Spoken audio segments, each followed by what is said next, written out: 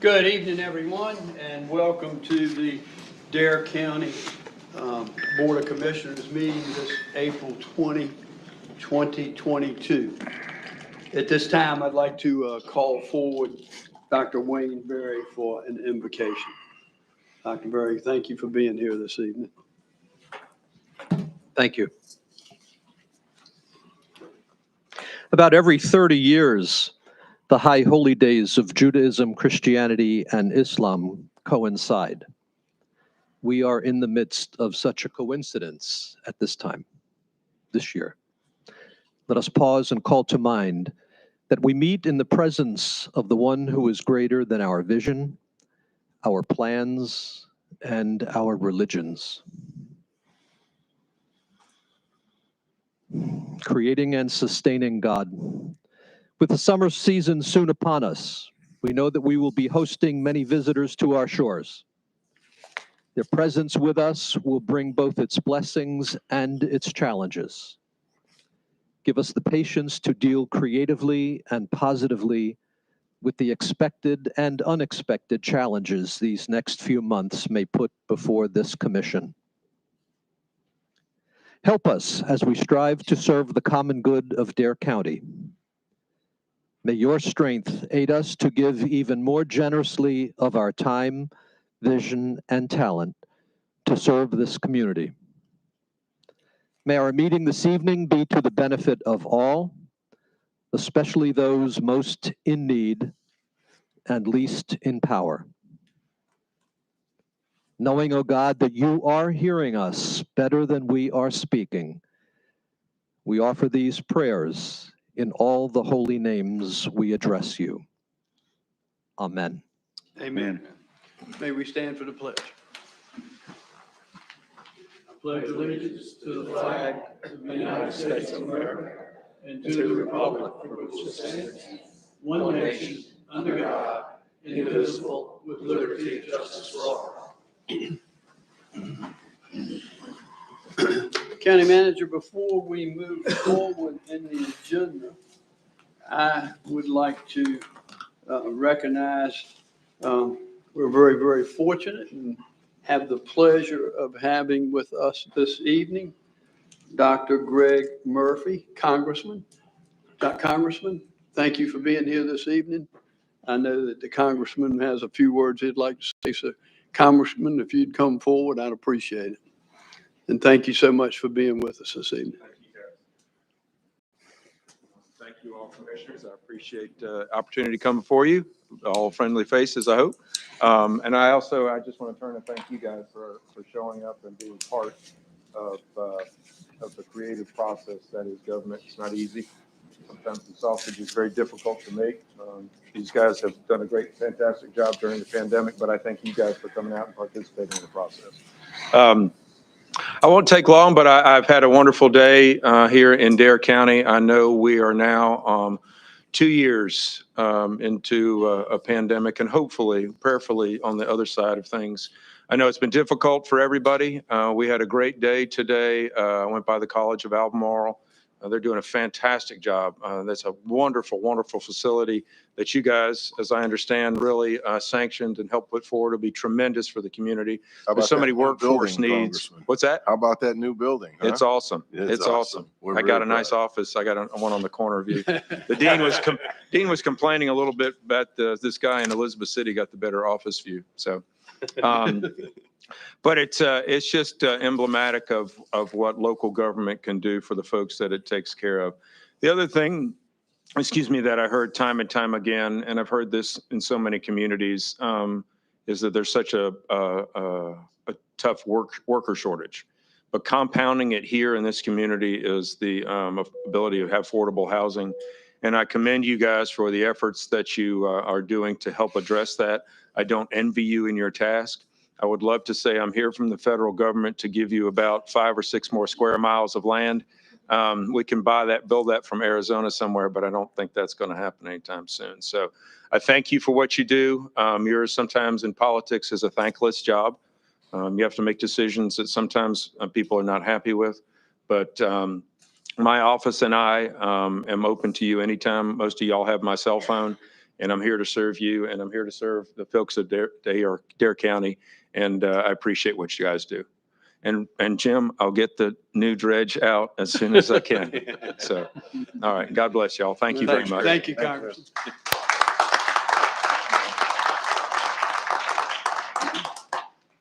Okay, County Manager.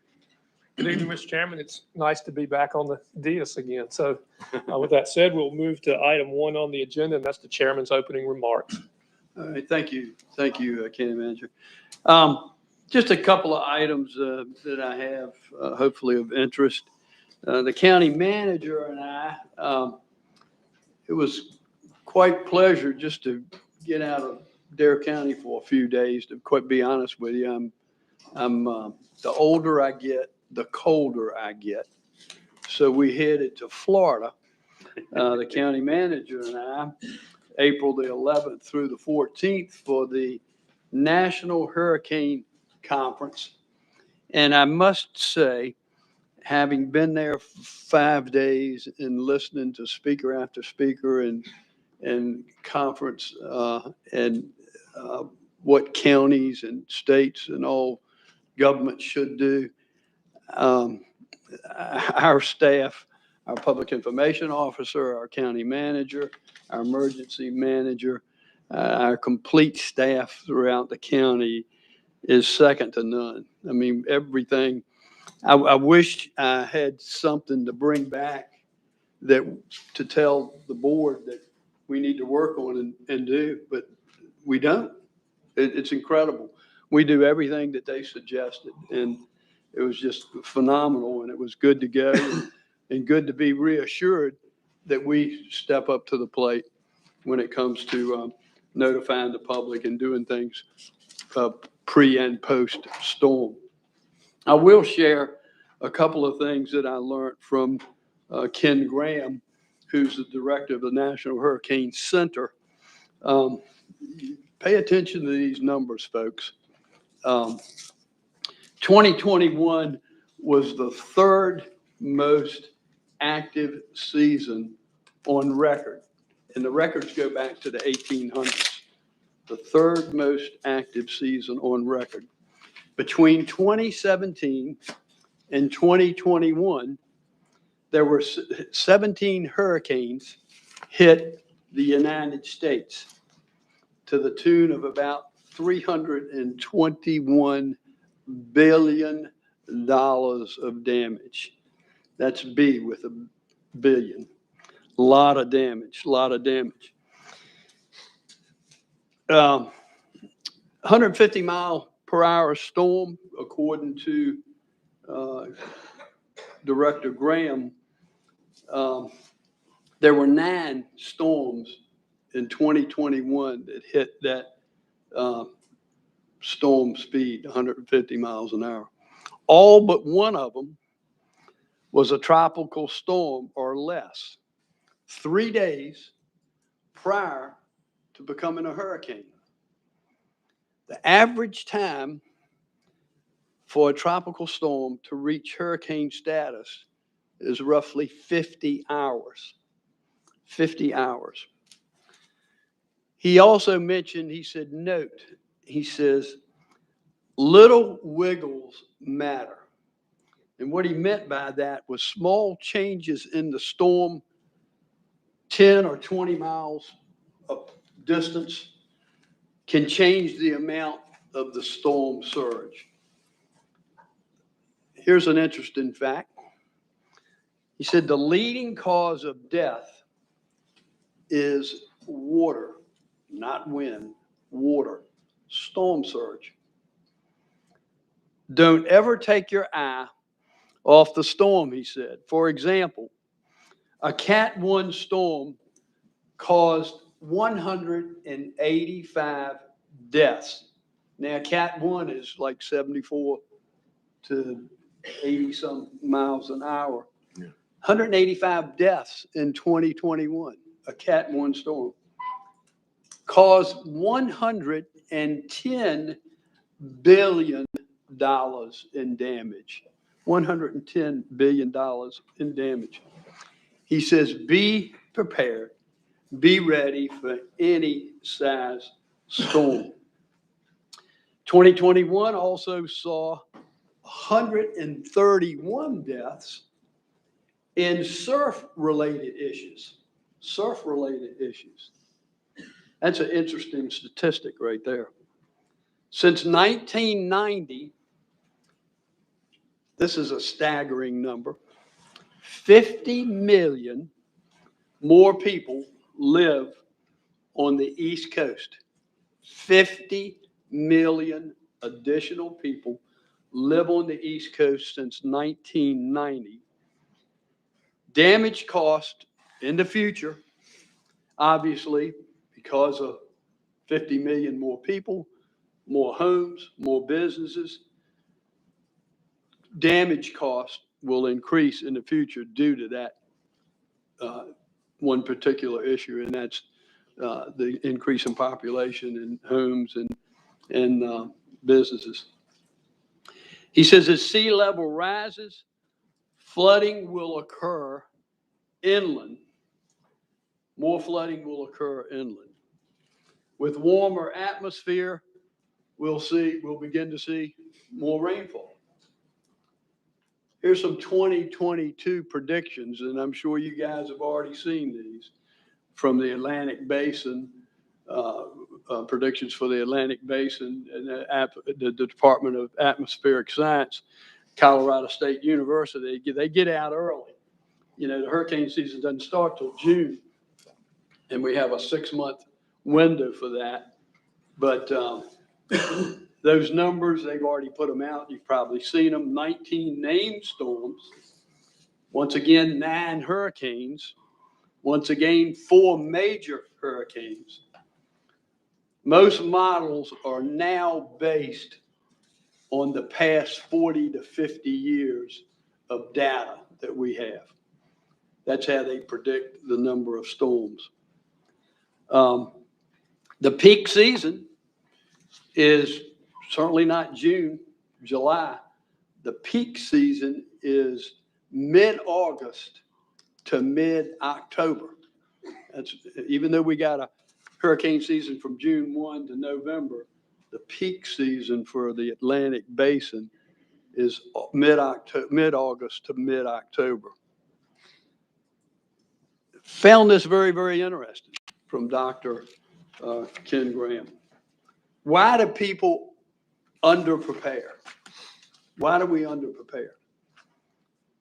Lack of awareness. That one blew my mind. I don't know how you could not be aware with all the media that's out there and what we do as a county. But that's one of the reasons. They underestimate the hazard. It's not going to happen to me. They understand the impacts of a hurricane, but not the probability of causing them a problem. Let me reiterate that. They understand the impact of a storm, but not the probability of causing them a problem. Very interesting statistic. Few people feel a sense of being hurt or concerned for their personal safety. And all of this is data collected by Dr. Graham. And I find these, why do people underprepare, just mind-blowing, to be honest with you. What do you think the number of percentages are for people who actually evacuate? Pretty low. Pretty low, isn't it, Commissioner Couch? 21%. 21% of people have actually an evacuation plan. Now, here's an interesting one when we talk about flooding. People can't figure out the damages that could happen to them based on flood potentials of a storm, because guess what? They do not know their property's elevation. I suggest if you had flood insurance, you got a certificate. I'm in the insurance business. We issue certificates elevation certificates. It'll tell you what your elevation is of your property. Try pulling that out and taking a look at it and know what that is. So when you hear the media and National Weather Service and us talk about storm surge, you'll have then an idea of what your potential of flooding may be. But the majority of people, they don't have a clue. So I find all of this interesting from Dr. Graham. I hope it's been helpful that I reiterated that with you. We will certainly, our public information officer might be a good idea. We'll get some of this out, Ms. Hester, and share with our public. We just need to be aware. I know I'm several months ahead of the game, but always thinking ahead of time and trying to be prepared and making our, keeping our public informed of certainly what's going on. So I'll share some other materials with the board. We have a board retreat coming up, so I'll share some more information from the hurricane conference with them at that point in time. Three other items I have. We celebrated the ribbon cutting of that wonderful educational facility that Congressman Murphy visited this afternoon, and that's the College of the Albemarle Dare campus last Friday at 2:00. I think we had probably 300 to 500 people there, Ms. Hester, somewhere in that range. It was a phenomenal turnout, unbelievable crowd. So proud of what this board has stepped up to the plate and done. Some $16 million that this board approved to make that happen. By the way, did I mention that its scholarship is free? Did I mention that? I think once or twice, I think I mentioned that last Friday. Parents, if you're listening, you're not here, you're listening today live. Students, take advantage of it. 241 kids to date graduated from high school in Dare County to the tune of $236,000 that this board has approved. Free education. We will watch kids this June walk across the stage, collect a high school diploma and an associate's degree from COA. That's incredible, incredible. Parents, if you're listening, take advantage. And graduates, take advantage. Another great event happening in Dare County. We've had so many in the past several months. It's unbelievable, and we'll continue to have more. Congressman Murphy mentioned it a moment ago. Can't wait to get the dredge on board. So, Commissioner Tobin, you still planning to ride that, take that boat ride to Louisiana? I'm going to take some of it, but we'll see how busy we are. There you go.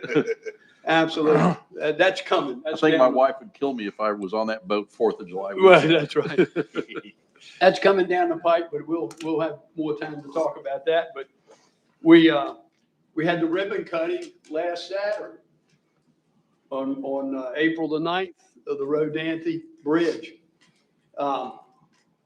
Another, and I said this that afternoon, and I've said it repeatedly, none of us sitting up here would have ever thought within the last 5 years we would have seen 3 bridges built. It's incredible. It was a great day for Rodanthe and Hatteras Island, Commissioner Couch, and appreciate your comments that afternoon. Should be opening real soon, and I think we had over 500 people there that afternoon to take bike rides and walk across the bridge. It was a little nippy, but wasn't as bad as when we did the ribbon cutting from the Bass Knife Bridge, but it was still a little nippy. But anyhow, another great event, great day.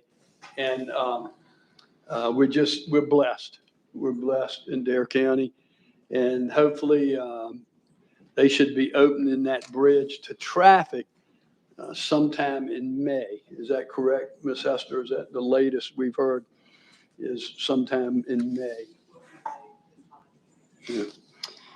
And that's all I have other than please continue to pray for those Ukrainian citizens. Horrible, horrible what those people are experiencing. They're in my prayers every single night, and I don't get it. I don't understand it. The faces that you see on those little children and those mothers when they have to leave the country and they leave their father behind to defend it. It breaks my heart. Having been in the military, it just, I don't know what to say other than please pray for them folks. They need all the prayers that they can get. With that being said, County Manager, I'm complete my comments. Sir, Mr. Chairman, that brings us to item 2 on the agenda. This is the Governor's Award for Volunteer Services. Shannon Glazer and others are here to make those presentations, and I'll turn the podium over to her. Shannon, good evening. How are What's you some doing? good stuff you gonna tell us today? Absolutely. Let's see. I am the program coordinator for the Friends of Youth program, but I'm also the local facilitator for the North Carolina Governor's Volunteer Service Awards. Each year, Dare County residents are able to nominate individuals or groups who have made a significant contribution to our community through their volunteer service.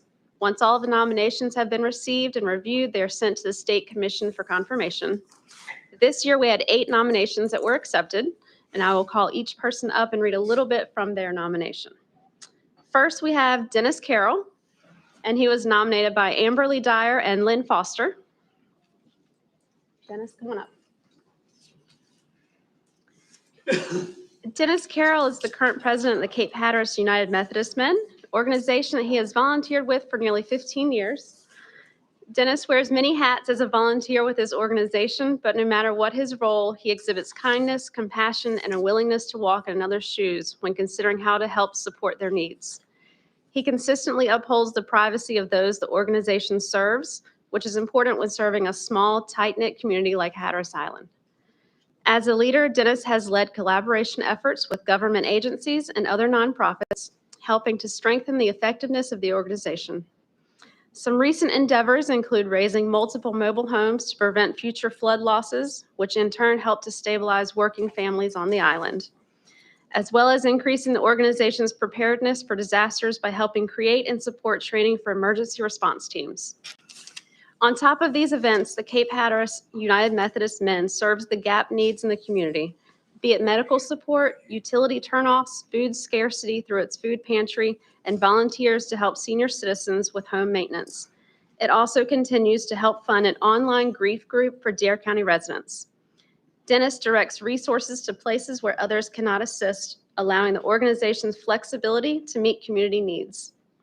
In all of his many roles, Dennis brings calm and a bit of humor, but most of all, a deep caring and love for his community and beyond.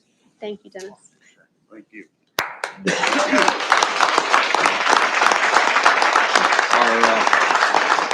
I just wanted to say that our founder and longtime leader, Walt Fulcher, always taught us that what we do is not about us, it's God's work. But so I don't want to take the credit for his work and our wonderful volunteers and supporters, but thank you very much. Dennis, hang tight, hang tight. Hang tight. There's always a strong woman behind the man. Y'all know that. And I would hate for Dennis's wife not to be recognized. Alta, would you stand up? Would you stand up? Remain standing, because we got some other Methodist folks here. Now, I'm a Baptist, that's fine. That's fine. Y'all sprinkle, we dip, that's okay. But, the pastor's here. Tony Woods, where's the pastor's here? Stand up. Stand up. Ernie and Lynn, y'all stand up. Come on, stand up, guys.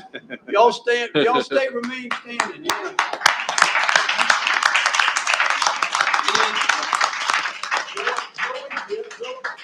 If I miss somebody, but Joey's here.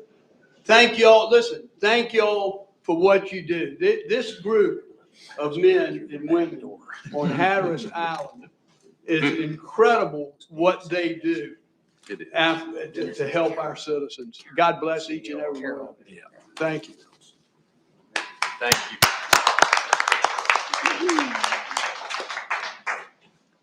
Next, we have Nancy Cavanis. Nancy. And she was nominated by Don Kingston.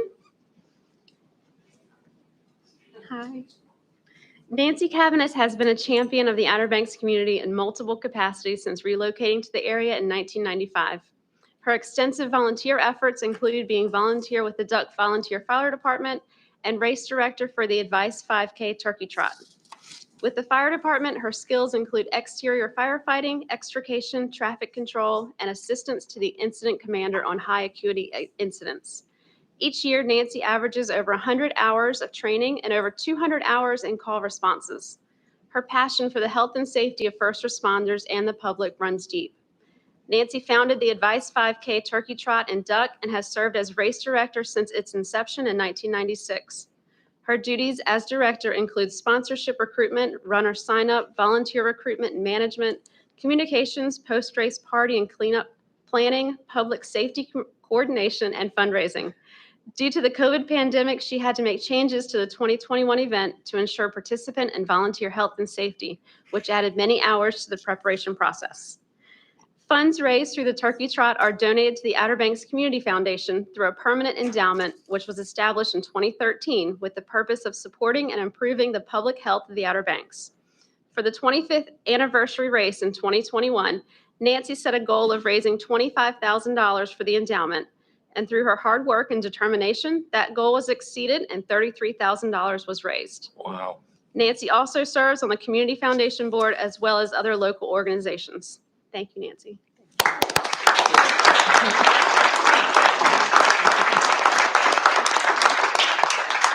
Nancy, I just have one question. What do you do in your spare time? Trains. I run. Thank you very much. It is such an honor to receive this award, and it has been a privilege to serve in so many different roles in Dare County. People have been fabulous. It really does take a community, and I have a huge one to thank for all of it. Thank you for what you do. Absolutely. Thank you. Up next, we have Phil Daniels, and he was nominated by Taylor McConnell. Phil, come on down. Phil Daniels is a retired engineer who now shares his skills and talents with staff and visitors at the North Carolina Aquarium on Roanoke Island. His greatest skill and passion is building a better understanding of the world around us, and he achieves this through his 3D printing and fabrication at home, along with volunteering 2 days a week with the aquarium's animal care team. During the past year, Phil has created several pieces for various departments within the aquarium. Among his amazing creations are a bundle of carnivorous plants for the new carnivorous plant garden, a full-size replica eel jaw complete with an inner jaw that makes the species unique, and 3 full-size sea turtle models, a leatherback, a loggerhead, and a green sea turtle, which will be displayed in the halls leading to the aquarium's Star Center. Phil has also worked with the aquarium's animal care team, creating an alligator transport, which will make it easy and safe to transport these animals when required. When on site, Phil continually and graciously assists staff with many of the necessary tasks that provide the animals with the best care. No project is too big or too small for Phil to tackle. And through his volunteer efforts, he has made a huge impact on the aquarium staff and visitors, as well as the animals that live at the aquarium. Thank you, Phil.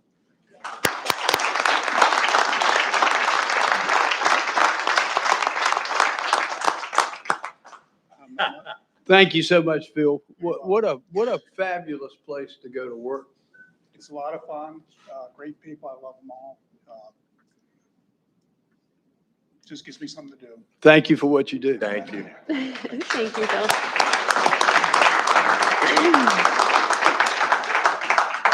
Next, we have Kathy Hershey and RJ Mills, nominated by Jennifer Wooten. Kathy Hershey and RJ Mills are mentors with the Dare County Friends of Youth program. Kathy and RJ mentor a 15-year-old boy with whom they have been matched for the past 3 years. This husband and wife team have been the perfect mentors to help guide their young mentee as he deals not only with family stresses and typical teenage issues, but also with the uncertainty and challenges of life during a pandemic. This duo spends countless hours engaging their mentee in family-style activities ranging from bike rides to having meals together, baking, celebrating holidays, beach trips, and going to local water parks, just to name a few. All of these activities not only helped him to stay busy and more focused, but also introduced him to new experiences and helped him to improve his social skills. In addition to one-on-one time spent with their mentee, Kathy and RJ have also participated in numerous Friends of Youth group activities and are always willing to lend a hand to staff and other youths while at these events. Kathy and RJ are an integral part of their mentee's life and of the Friends of Youth program as well. Thank you both. Awesome.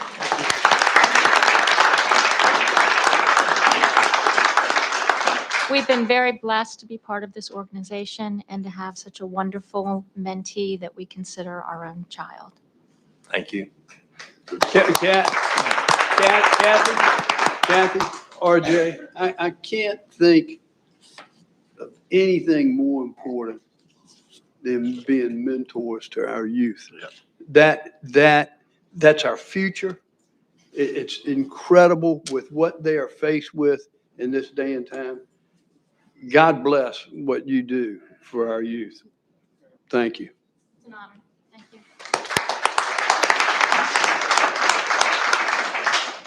Our next recipient is Rendy King, and she was nominated by Laney Reed.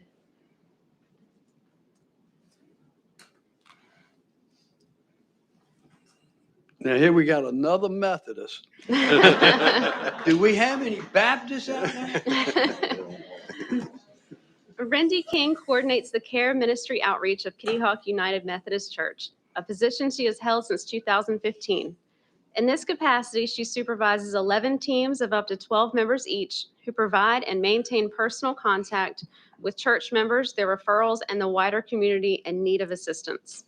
The assistance provided ranges from telephone contact and frequent greeting cards to once-a-week meal delivery for persons who have either a temporary or a long-term need for help. If a team is unable to complete a task, Rendy completes it herself in a quiet, seamless manner that has enabled many people to remain at home with moderate help rather than rehabilitate or relocate elsewhere. This important role has become even more vital during the pandemic, as much of the older population who care ministry serves has been hesitant to interact outside of their homes. Rendy also assists her young grandson, Kingston, with his outreach ministry, Kingston's Creations, which are stuffed monsters created and given to anyone in need of a hug. Utilizing her sewing machine, Rendy creates the monsters based on Kingston's designs. Some of the recipients of the lovable monsters include children receiving cancer treatment or others with medical challenges, children coping with loss, and even adults who are a part of the care ministry's outreach. To date, more than 1,000 creatures have been created and donated to people in need. Thank you, Rendy. Thank you.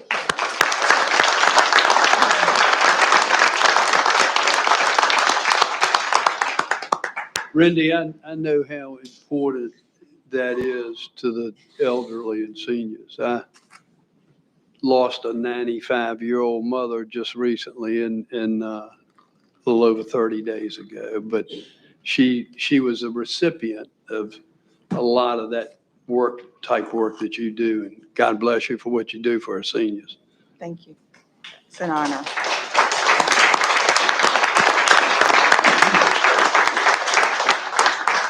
Next, we have Jay Phillips, nominated by Jennifer Dunleavy.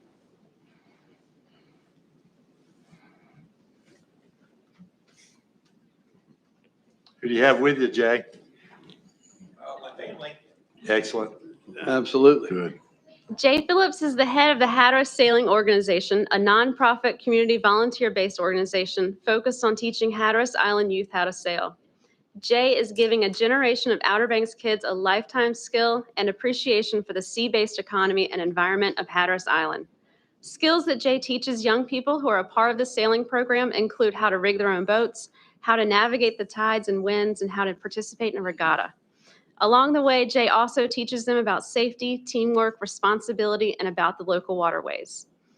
Jay, with the assistance from his wife Meg and his children, have shown exceptional dedication to educating the youth of Hatteras Island on the art of sailing. Thank you, Jay.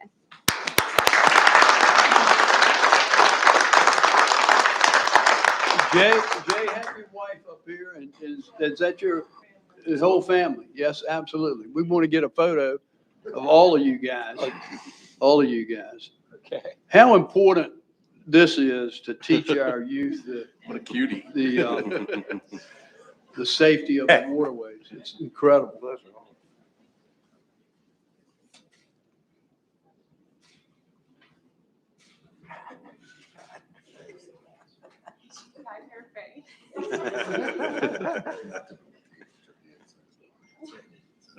Thank you, Jay. Appreciate what you do. Thank you all very much. Jay, thank you. Thank you, Jay.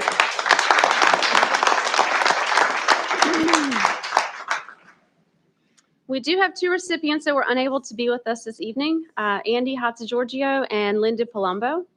Andy is the 2021 Volunteer of the Year for Parks and Recreation, Roanoke Island, Mainland Division, nominated by Spencer Gregory.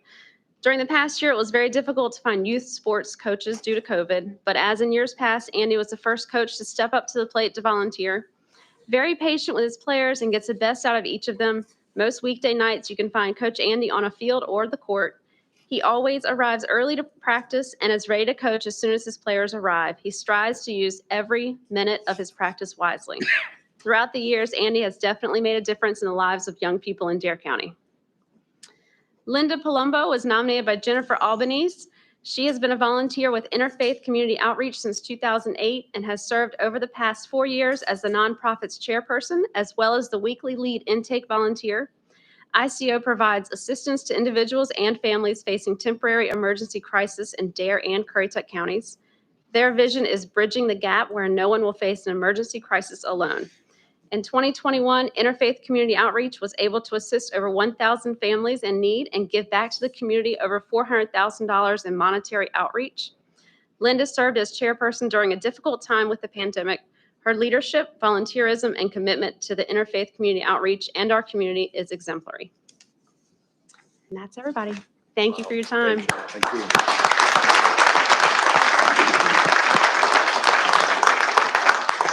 Shannon, thank you. And our community is so blessed and privileged to have the talent that is sitting out there this evening and the things that each and every one of you do.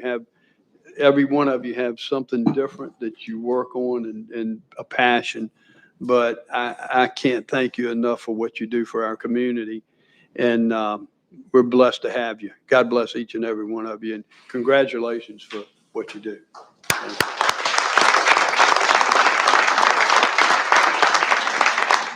Those of you that have received awards will come right out this door and stay just a minute so we can get a picture of the group.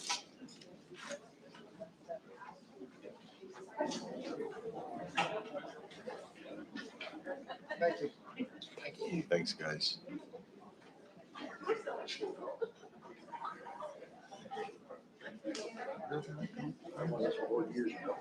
Did you? Myself, Nancy does. With internet. What's the internet? Well, I didn't know I don't that. know if they still do it, but they select, back then they selected one person. Selected as that. Then you go.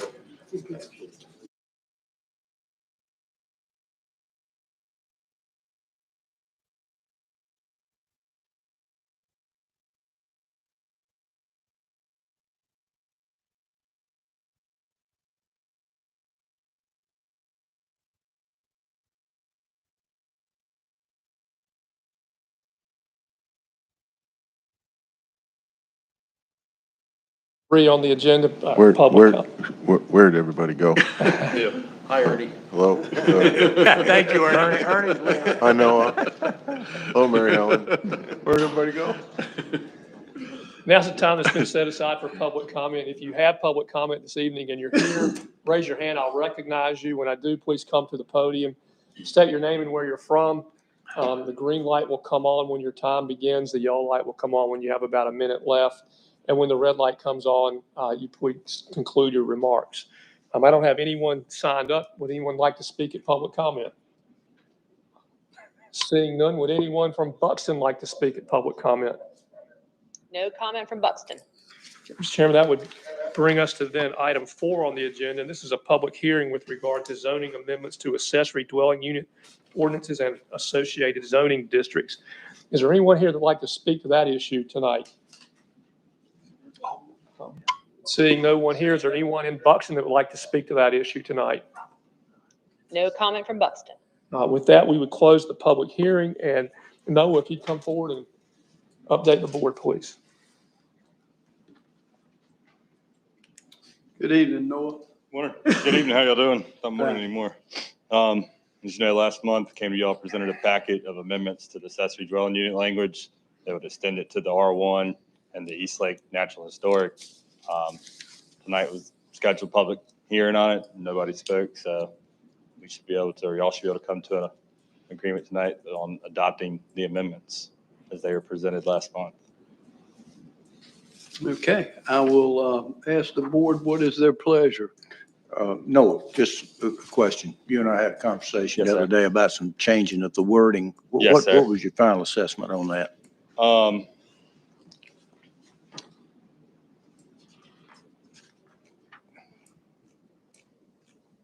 In the accessory dwelling unit language, chapter 2258.6, at the bottom of that ordinance, there's an addition that reads, the following standards shall apply to ADUs only located in the R1 zoning districts.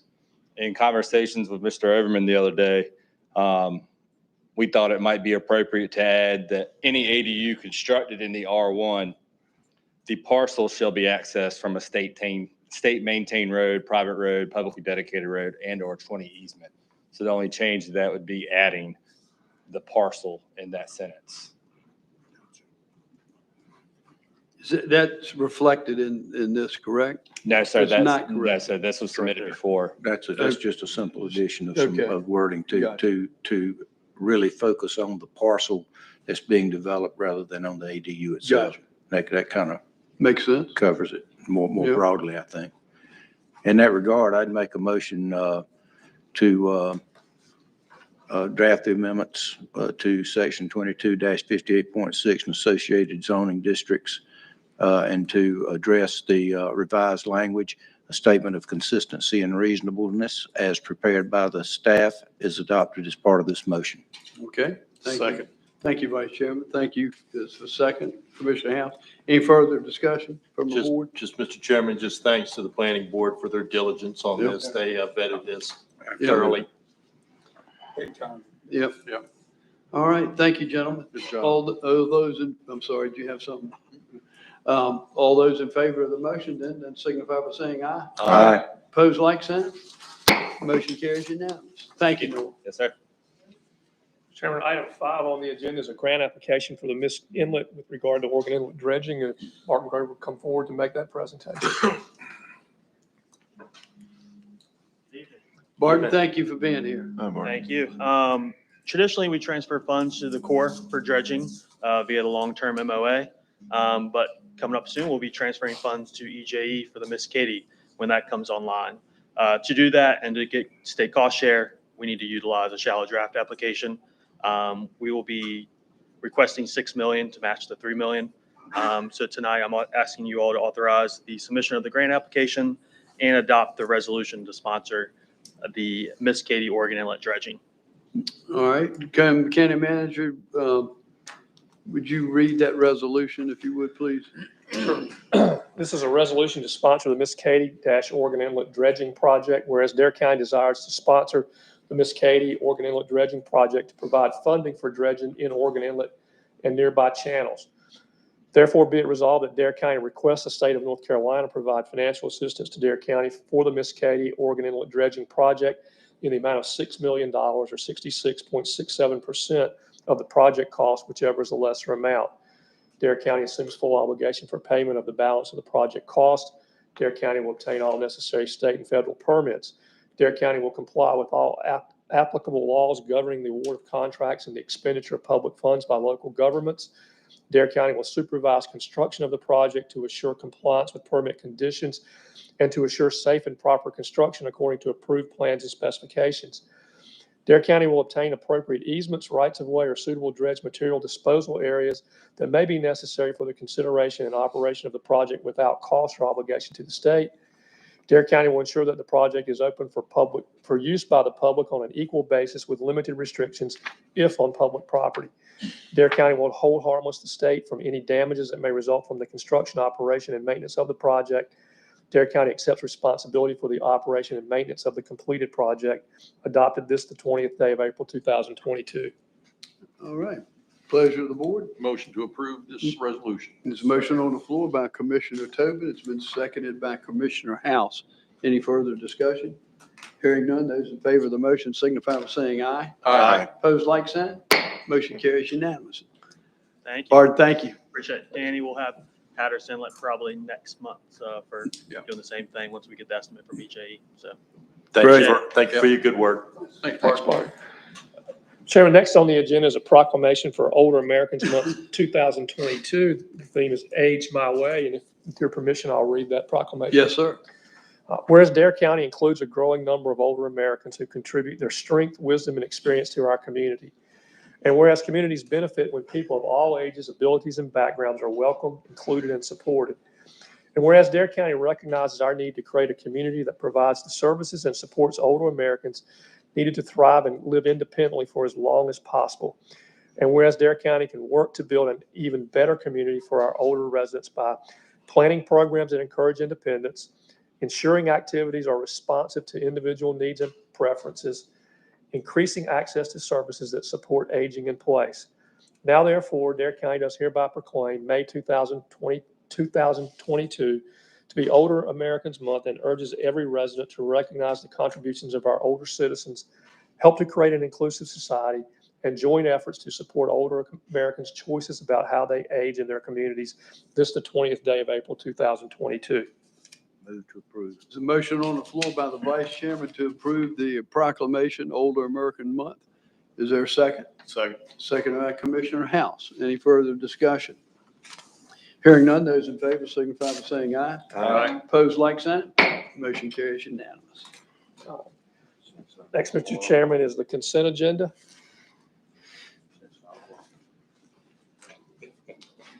On the consent agenda, we have the approval of minutes of April 1st and April 4th. We have Health and Human Services, Social Services, APS Essential Services funding. We have Health and Human Services, Social Services, Direct Care Worker Bonus. Move to approve. Okay, there's a motion on the floor to approve the consent agenda as presented by Commissioner House. It's been seconded by Commissioner Bateman. Any further discussion? Hearing none. Those in favor signify by saying aye. Aye. Opposed, like sign. Motion carries unanimous. Up next is your board appointments. I have the Older Adult Services Advisory Council, but I don't have any attachment for who's recommended or who might be up for that position. It's in here. Okay, so if it's on your screen. It's on the screen. Okay. They have 3 vacancies. The council's recommending Isaac Simonson, Murray Ellen Holland, and Margaret Reber Dennis. Motion to approve. The motion to approve by the Vice Chairman. It's been seconded by Commissioner Tobin. Actually, it was Danny. Excuse me, the motion was by Commissioner Couch and seconded by Commissioner Tobin. Any further discussion? Yes. Okay, yes, sir. Was this the board that we had talked about some months ago? That was. That's the CAC board. Question answered. No more questions. Yeah. All right, those in favor of the motion then signify by saying aye. Aye. Opposed, like sign. Motion carries unanimous. All right, then your upcoming board committee and appointments. In May, you have the Veterans Advisory Council with 1 term, the Working Waterman Commission with 2 terms, and the Zoning Board of Adjustment with 1 term. In June, you have the Pheasant Center Advisory Board with 3 terms, the Hatteras Community Center Board with 2 terms, the Juvenile Crime Prevention Council with 5 terms, the Library Board with 1 term, the Mans Harbor Community Center Board with 2 terms, the Roanoke Island Community Center Board with 3 terms, the Rodanthe Wade Salvo Community Center Board with 1 term, the Transportation Advisory Board with 5 terms, and the Waterways Commission with 4 terms. And with that, Mr. Chairman, that would be your agenda. Thank you, County Manager. That brings us to item 9, which is Commissioner business and Manager's business. Commissioner Tobin, you mind kicking us off? Sure. I've just got a little bit to say about the dredge. I know at the last meeting, we talked about trying, there's 3 power distribution panels and they had 2 of them. The third one, we weren't sure what we were going to do because they didn't have it. And we were trying to get permission from a distributor in California to use theirs, and it was okay. So we've got the 3rd panel. Super. So that should cut the tail end of delivery off by hopefully a couple of weeks. And then we've got some pictures from launch day and a little video to play for you.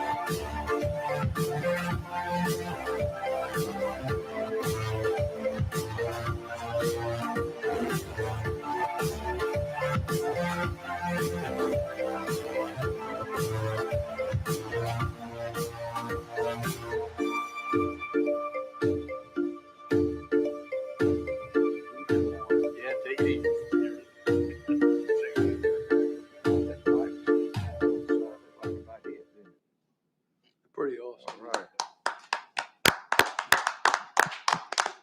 Start digging sand. Let's go.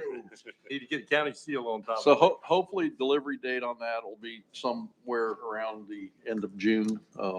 But as with all major projects like that, it's an unknown. Yeah.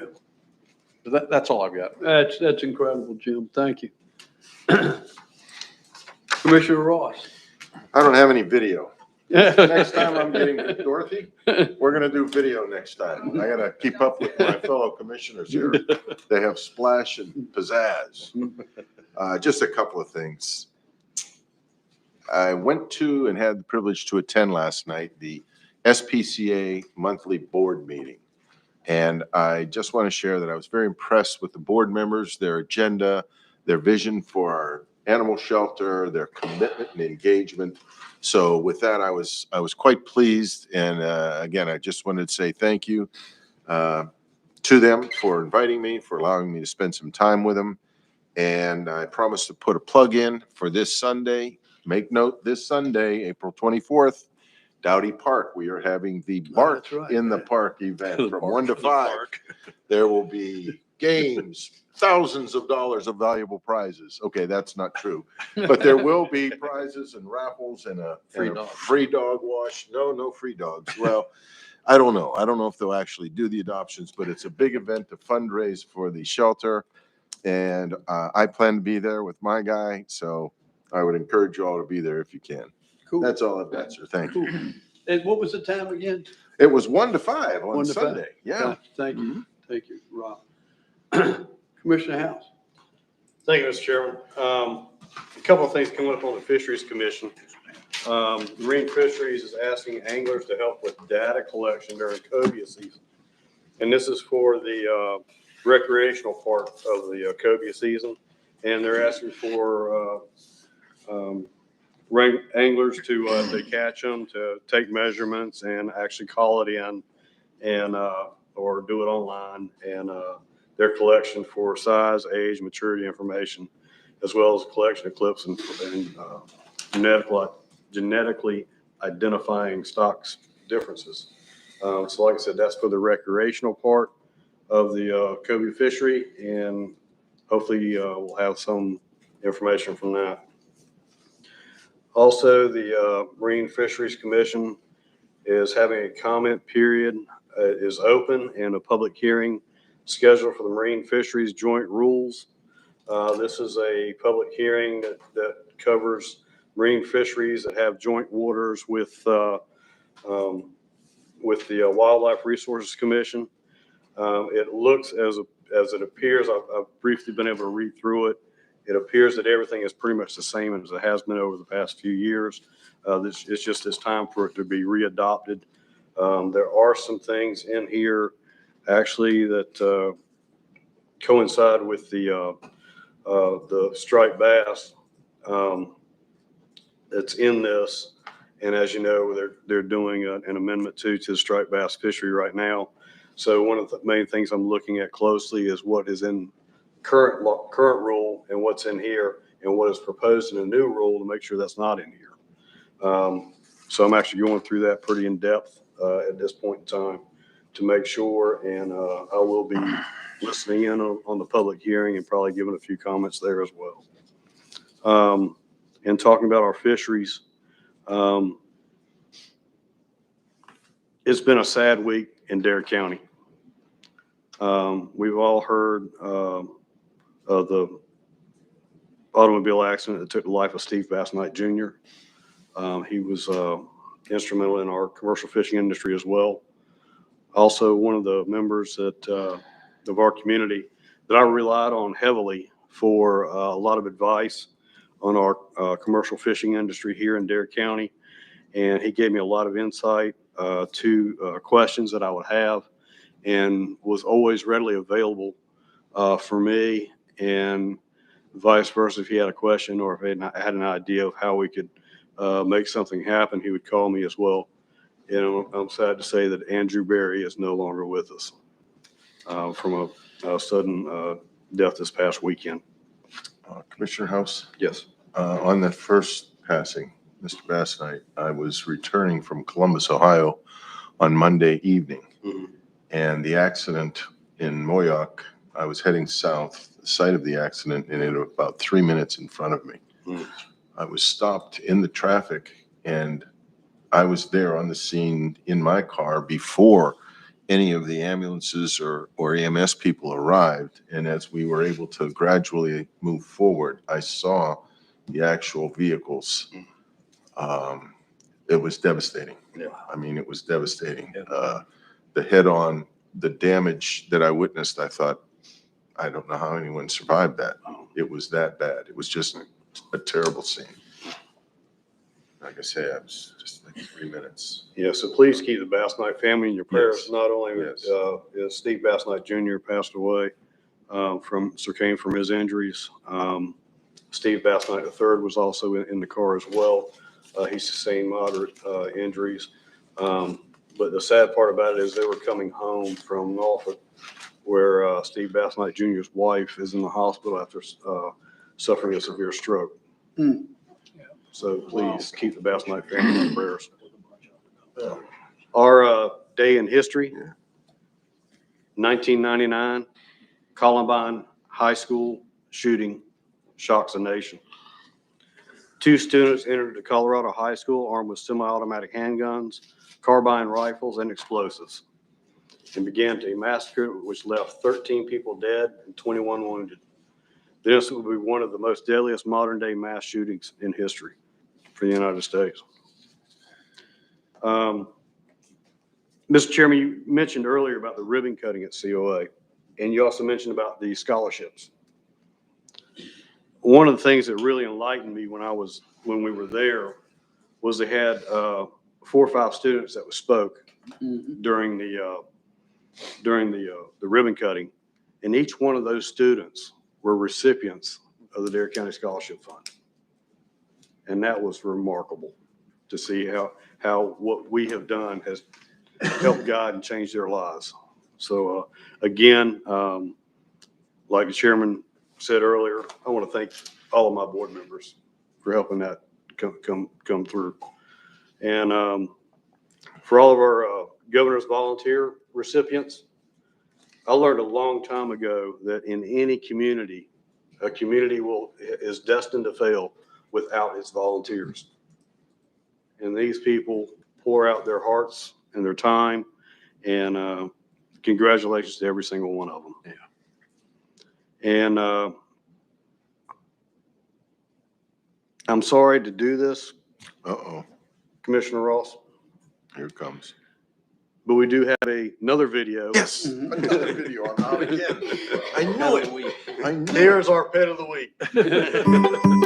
Our pet of the week for this week is Gage. Gage is about 1 year old and came to us with 7 brothers and sisters. He was slow to warm up to people, but now he will head bump you all day long to show his affection. He gets along great with other cats. And when no one is looking, he gets his steps in on the cat wheel. To adopt Gage or foster one of our other animals, you can come visit us Monday through Saturday at our shelter located in Manio. This week, join us at Dowdy Park for Bark in the Park, April 24th from 1 to 5 p.m. There will be live music by the Yacht Dogs, and we'll have many adoptable pets available. For more information, visit our website at www.obxspca.org or visit our OBX SPCA Facebook page. So please go to the so please go to the Outermax SPCA, and if you could engage your heart and open it up and take Gage home with you. And hope to see you all at Bark in the Park. And remember, when you go to Dowdy Park, if you're not barking, you're not in the park. Thank you, Mr. Chairman. Thank y'all. Let me ask both of y'all now. Is this strictly a dog show come this weekend? What about, it's called Bark in the Park. Well, what about the cats? You What about the can't cats? really have cats running around. Right. No, I know you can't. Come back here, Squeaky, and Yeah. you'll see John. So Yeah. I think it's going to be primarily dog focused. Okay, all right. Pretty much so. The vice chairman, what do you have this evening, sir? I think they're discriminating against the putty tats. Yeah, I do too. And I do too. Here Vice comes a Chairman. lawsuit. I can see it coming. It hurts my feelings to have to say that. I also want to say thank you and congratulations to all of the Government Volunteer Service Award recipients, Dennis, Nancy, Phil, Kathy and RJ, Randy, Jay, Andy and Linda. You all are the heart of Dare County, and thank you again for your service. Earlier today, we had the RPO had a meeting, and as I always do, I ask about when it's not offered, I always ask about it to get a status report on the Alligator River Bridge replacement. And the representative who was there from DOT said that the environmental document has been approved. NCDOT has a review of the draft U.S. Coast Guard Navigational Impact Report. They are continuing to coordinate with the Conservation Fund and DCR Land and Water for the anticipated impacts to the Palmetto Pear Tree Preserve. They are continuing design work for the bridge and the approaches to the bridge on both sides, and continuing with preliminary bridge design, the bent and pier locations, span lengths, and so forth. They are continuing to do bottom sampling to see where to place the pilings and to search for subaquatic vegetation. So that will be all part of the whole thing. So it's it's moving ahead. The current estimate for the cost of the bridge will be $212,265,400. So it's not an inexpensive project, but it's certainly one, as we've talked multiple times, is absolutely necessary and becoming critical by the day. So hopefully things will move ahead on some sort of time frame for that that's reasonable. That's all I have. Thank you, Vice Chairman. Thank you. Is that, they looking at 2 lanes like the? It will be a two-lane bridge, about 70, trying to remember I want to say it's 72 or 78 feet high from mean water height to the bottom of the bridge, so sailboats and whatnot can get underneath. It's going to be quite something. Wow. We just need to start driving some pilings in the ground. Yeah, amen. Fantastic. I've got a question, Wally. So it's my understanding that they can only replace the 2-lane bridge with a 2-lane bridge. Well, it's kind of a crazy way that this thing came about. They can do a bridge replacement under different rules than they do a total new bridge construction, if that makes any kind of sense. If you remember, the grand plan was to have 4 lanes from Columbia all the way to Mans Harbor. And had that project passed, then it would have been a 4-lane bridge. And that was I don't even remember what the cost of it was. It seemed like it was in the $400 million range. It was really a lot. So that kind of got nixed with the issues of NCDOT's money issues and trying to get that much together federally and whatever. So anyway, if you do a bridge replacement, which is what this is, different funding is involved in it. So it was going to be, I hate to say easier, but somewhat easier to get the funding for it and get the approvals for it. So right now, what they're looking at doing is a 2-lane bridge, which would be just north of the bridge that's there now, kind of behind that service station that sits over there. And it would go out and then come back in and connect in with 64 on the east side. That's how it looks right now, and it would be 2-lane. If it's ever 4-laned, if 64 is ever 4-laned in that scenario, then a second 2-lane bridge would be built to accommodate traffic going both ways at that point. So that's kind of where that stands right now. Main thing is they got a crowd looking everywhere, turning over every rock they can find to get the money to make this happen. And certainly we all recognize we've been talking about it how long, Bobby? 6, 7 years now, and really putting the heat down on it. And we, as you know, we presented it to as a critical need to our representatives in DC. Everybody in Raleigh knows it, that can hear. So we're touching the bases there and trying to get this thing moved forward. But that's where DOT stands right now. And as that moves along, I'll try to keep you informed as to step by step where we go. Fantastic. Just by context, Vice Chairman, and you've heard me say this before, the infrastructure bill that was passed last summer would have built 5,500 of these bridges and still have money left over. So when you hear they passed the bill, put it in context. They passed enough money to build 5,500 of these and still have it left over. Wow. Would love to have one of those 5,500 slices. Right. Thank you, Vice Chairman. Yes, sir. Commissioner Bateman. Yes, sir. To piggyback on Steve a little bit, Steve Bass Knight, customer of mine, 30 plus years, and him and Caroline, she made our desserts for us. And great people, y'all. I mean, I'm sure that, just you hear so many good stories about him.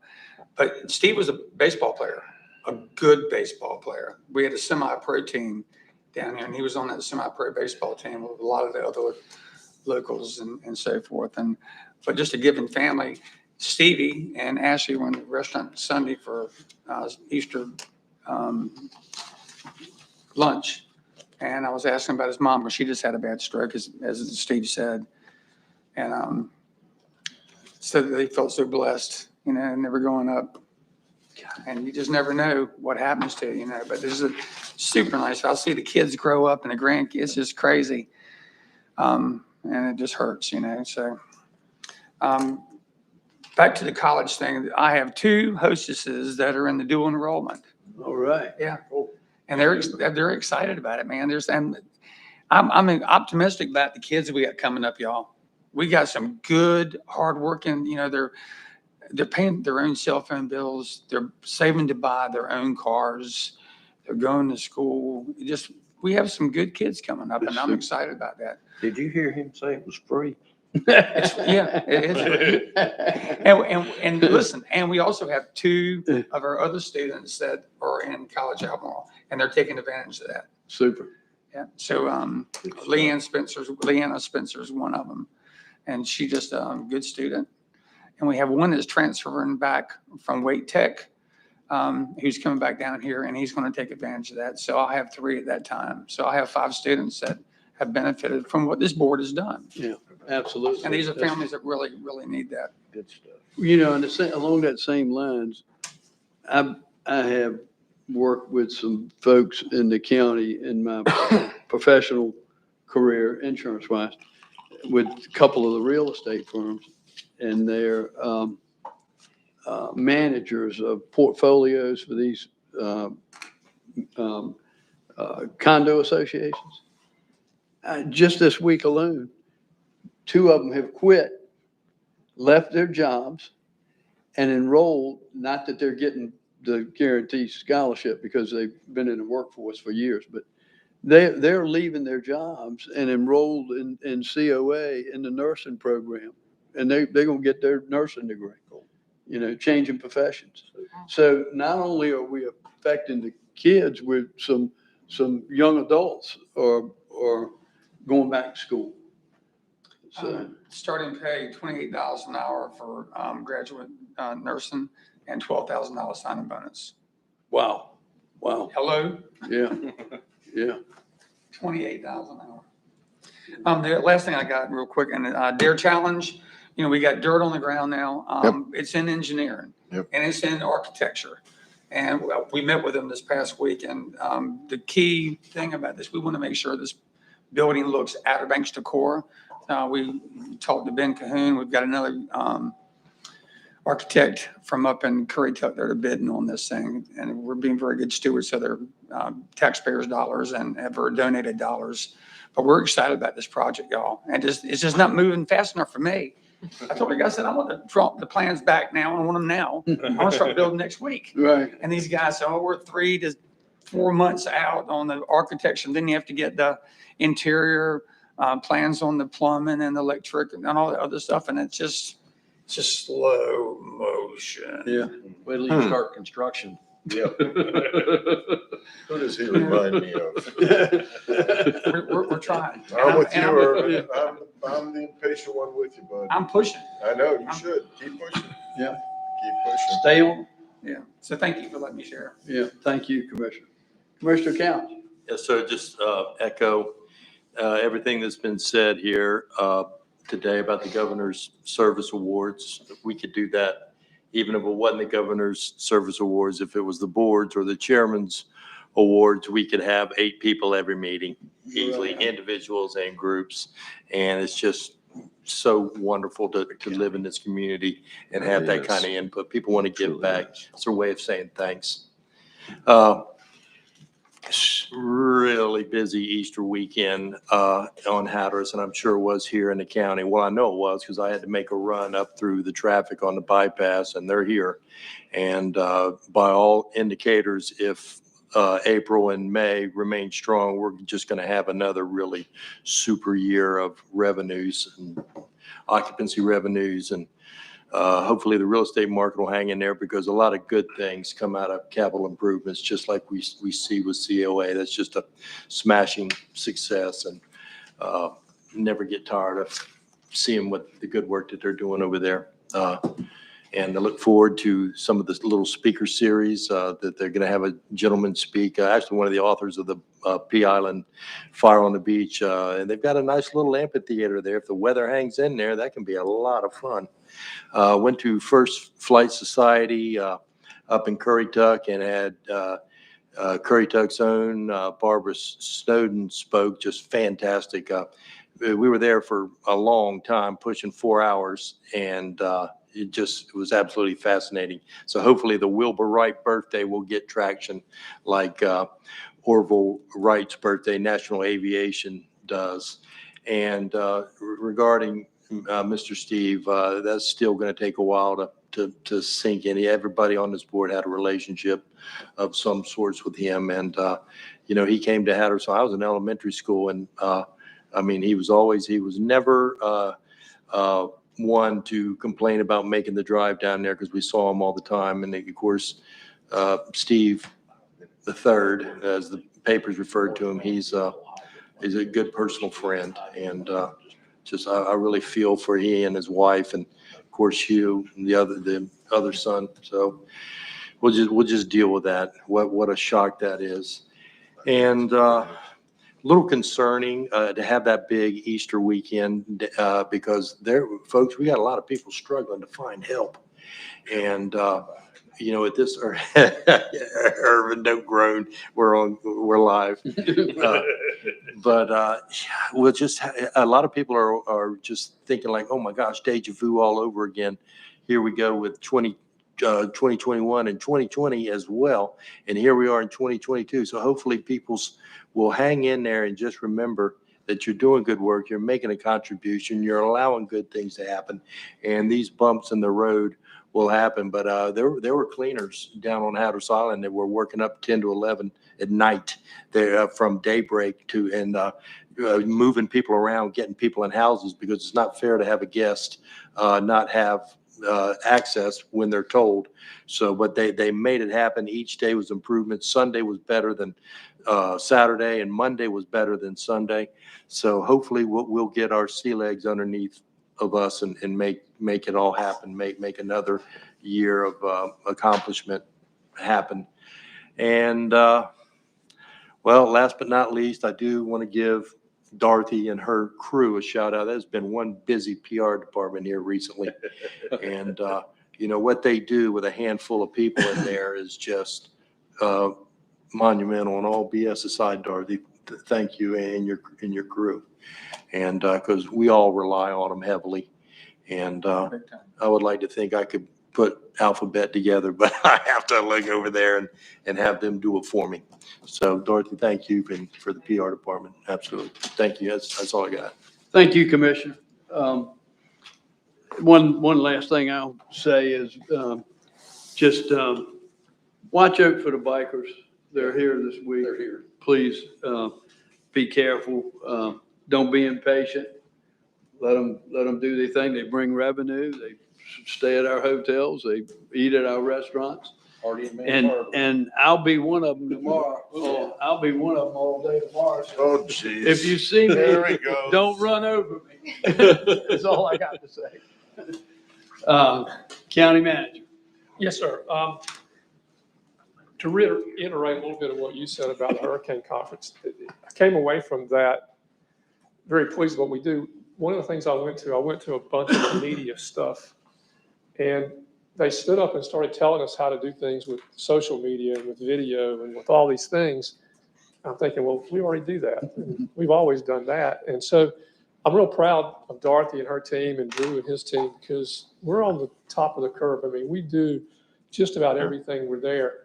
Bob and I were eating lunch one day and sat with a couple of vendors that just happened to be at the table where we were. And they sold these contracts where they come in and do FEMA management for you post-event. And we're saying, we need to do this, we need to do that. I got back and was talking with Dave this morning, and yeah, we've got that pre-placed contract already in place. It's been there for 2 or 3 years. And so things like that, it's worth going to get the assurances that we're still up to speed, we haven't gotten behind, and that, we know that we don't know everything, and I'm sure things will happen that we don't anticipate. But from what we learned at that is that our folks, our staff have done a great job keeping up, and we're as prepared as we can be if we happen to have one. So it was a good event for no other purpose than to learn that. Next thing that I have is our helicopter's been out of service now for several weeks. It's been down in Texas doing the annual maintenance that has to be done. It's getting a new 5-bladed rotor put on the top so that we can get rid of a vibration problem that we've had over time. And so in another couple of weeks, it'll be back here. Airbus has offered us a maintenance agreement is what effectively it is. And that maintenance agreement, if you calculate it out, comes out at least as good or better than what we already spend to do the maintenance. And so it's a good deal for us. To get into that maintenance plan, you have to, they prorate the age of your helicopter and how many hours are on your engine and all that stuff. And they come up with a buy-in number. They've given us a buy-in number, and then they've given us a discount off of that number. So we're getting a good deal getting in. They're also giving us some training, some SIMS training that we need for our staff. We've got return to service flight support, and they're throwing in some delay penalties. If they delay getting something done on this in the times that they promise, then we get some money back to cover our losses. And so for us, it's a really good deal. The buy-in on that is $217,199 to do that. And Dave has done the calculations. Even with the buy-in, we're better off buying in, going ahead and getting in it than we were not having it at all. What service does that cover? Is that like a maintenance or several years maintenance? Probably, do you know? This is a 55-page contract, and Did you write it? 6 pages of it are content, and the other 49 pages are the services they provide. So it's a litany, laundry list of things. I was Yeah. more like, is this 217 going to get us an annual maintenance covered for the next year or So 2 years? the 217 is the buy-in to the project, to the maintenance agreement, if you will, based on the age and hours of our helicopter. So that's what you got to pay to bring it current. And then you pay an annual cost that'll be in the next budget that's less than what we were putting aside for our maintenance anyway. And then they go back and do these 40 pages of maintenance item as a part of that contract going forward. Nice. And we've had it vetted by our mechanic and all that stuff to be sure the list is inclusive, to be sure that whatever they don't cover budgetarily, we're all right there too. And so with that, we believe we're better off going forward. And Bobby, is a It's like your discount in extended that? car warranty. They finally called us. Yeah, they've been calling. Yeah, in fact, I had a call earlier. Has your helicopter warranty run out?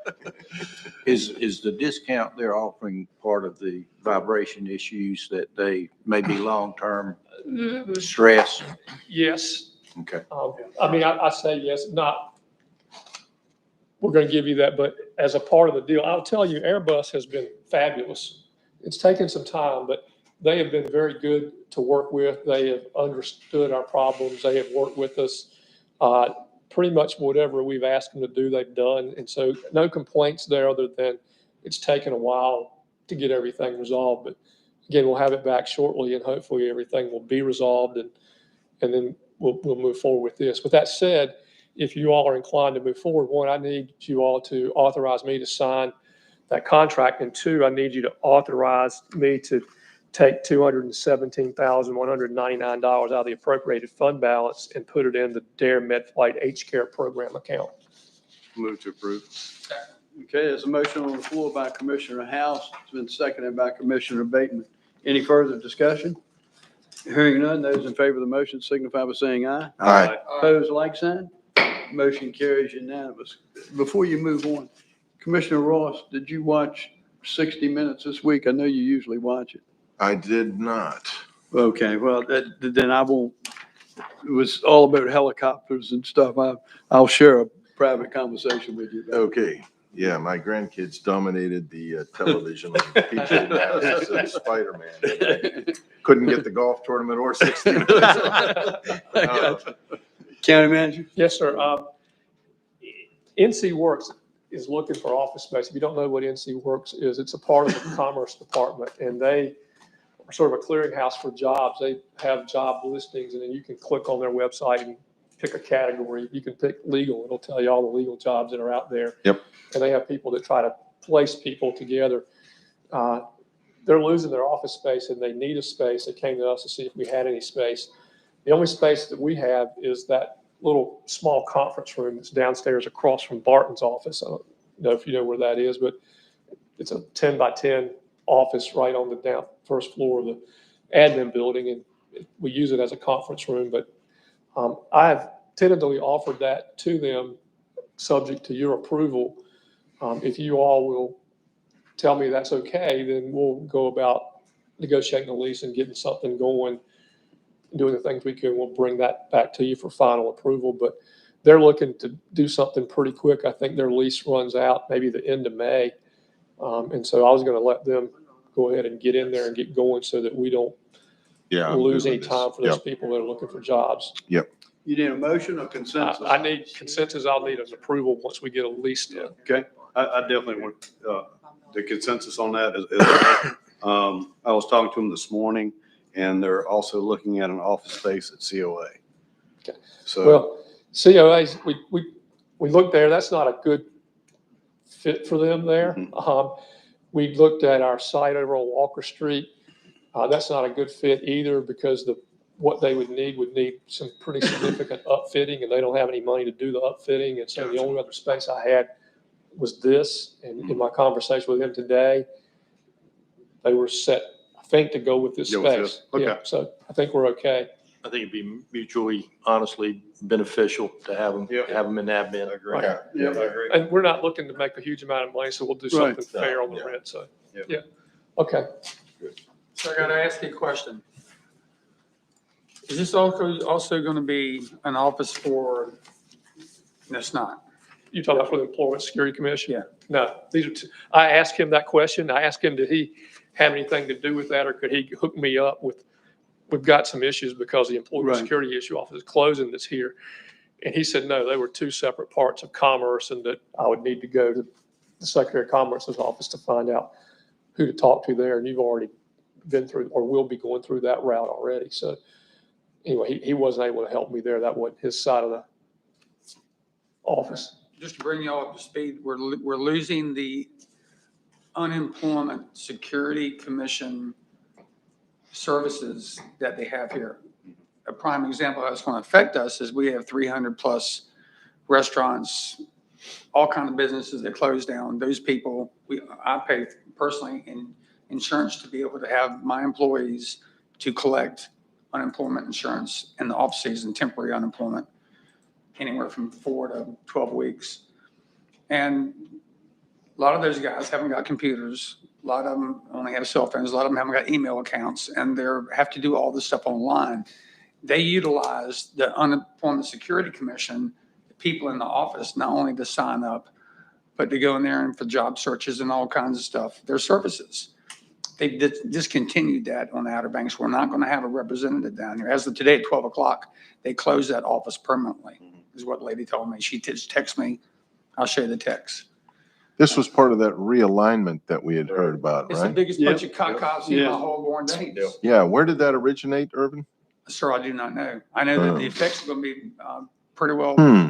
Commissioner Couch may have an idea. No comment. Anyway, so we were in touch with, I called the governor's office. Governor Cooper. It was Governor Cooper's office that initiated it, and the department under him. And there were multiple requests to stop it. Please stop it, because it's going to do some serious damage to these departments. And you're voicing one of the examples. I wish he had listened. Well, I called his office, and they're supposed to be getting someone from the Commerce Department to call me back. Yeah, okay. Now, whether that happens now or not, if they want to chill it, I probably never get a call back. With that said, I'm gathering I have I'm good. consensus to move forward. Let's stay focused here. You have consensus. All right, so that's what, I'll move forward with that. And then the last thing I have, our workshop is coming up on Monday. And right now for the agenda on that, I have our budget discussion, our workplace improvements discussion that we've been talking about lots of times. We'll have the CIP, I think, ready to go. We'll look at that as well. We have look at our monthly meeting schedule for the coming year. And I've asked the guy from Lumens that some of us talked to about the broadband, that they did that video, couldn't answer our questions. And then subsequent to that, we had a conference call with him, and another guy that could answer questions came on and gave us a bunch of information. And I've asked him to come and present at that workshop so that the whole board can hear what he has to say and decide if we want to revisit that or not. He hasn't called me back yet, so that may or may not be on the agenda, but those are the things that I have. I bring it up to see if you all have any agenda items that I need to include on there so that we can prepare for those and be sure to give you what you need. And we have a, like, just like we have commissioners' business, is there going to be a section there for us to bring things up? There's always going to be one for you all to say whatever you want, sure. Yeah, I haven't had time to really think about. Well, and if you think about something between now and Friday, then just call me or email me or whatever, and we'll stick it on the agenda. If you need something where we've got to prepare something, Dave and I are going to be slamming to get this thing ready. So the sooner you can tell me that, if I've got to prepare, the better, so we can get you what you need. Okay. All right. That's all I have, Mr. Chairman. Thank you, County Manager. Public Information Officer, Ms. Hester, do you have anything this evening? Well, you were speaking about the hurricane conference, so I think it's probably a good reminder for folks to be thinking about hurricane season, even though it doesn't start for a little while. We did put out a release reminding people about applying for reentry permits. Those are done online. They're valid for a year. So it is something that you have to apply for each year. So ask people to take a look at that and make sure that they have that. It's easier to get it in advance than should an evacuation be needed. The short, easy URL is darenc.com/reentry. And I think the only other, well, the OBX alerts, that's something I always ask people to check we have many, many subscribers for that, but you can log in, update preferences, unsubscribe from things you don't want. But the OBX alerts, the emergency alerts, it is an important feature and something that we use in cases where people need to know information quickly. And then the last thing I was going to mention, I don't know if you all have seen any of the large or tall, colorful poles that have been placed at different locations.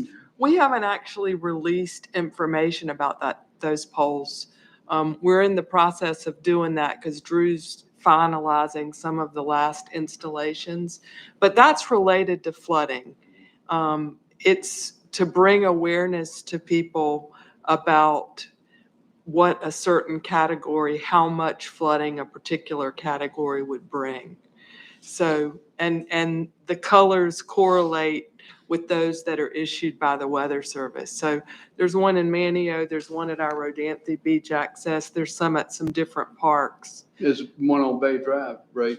Yeah, there's one in Southern Shores.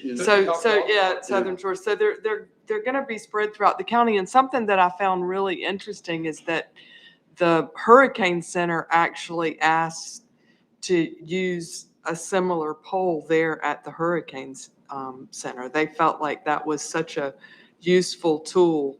So we really are on the cutting edge, and hats off to Drew for implementing that project, because I think people will stop and pay attention. And, you know, when we get these warnings and such, and they start talking about above ground, it's kind of like you were saying, people aren't sure what that means. Well, above ground is. Yeah, that hole in Southern Shores is in the parking lot at one of the beach accesses. And if the local folks that are going to be there, or even the visitors see it, it'll say, this is 3 feet. And so if you hear that the storm surge is going to be 3 feet above ground, you've got a reference point now.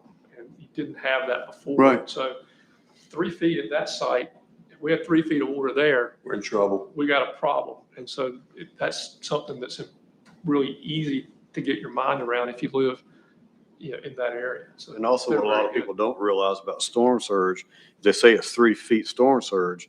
They're not counting the waves and the action That's on right. the top of it. That's right. That's right. And Bob, that kind of goes to your point about some of the stats that were about complacency. And we're glad people are relocating here, but I would say there's a fair amount of our year-round population now that has never really experienced a Matthew or an Irene or a Hermine. So hopefully with the proactive job that we do, people are going to, if we have something, they're going to take it seriously. Absolutely. You might need to open the door to let the mullets out. Yeah. I love that story. I had to give a shout out to the midgets. I mean, Great story. That's all I have. Okay, thank you. Dr. Graham had a very similar story before he became director of National Hurricane Center. He told a very similar story that you told about the mullets that he experienced in Louisiana. A very, very similar story. And he said it changed his whole outlook and perspective on storms and how dangerous they could be. And we just need to be vigilant. That's all it is to it. And I mean, you heard the statistics on a Cat 1, $110 billion and 185 lives lost. And on a Cat 1. Hurricane Emily was a Cat 1, but it was only going 5 miles an hour, which is essentially Right. stationary. And Hatteras, that's to this day is that's Labor Day weekend '93. Right. That's the benchmark Yeah, for flooding. right. 11 feet surge. Yeah, it's unreal. Official. Yeah. Thank you, Commissioner. Dorothy, anything else? That's all I have. Thank Thank you.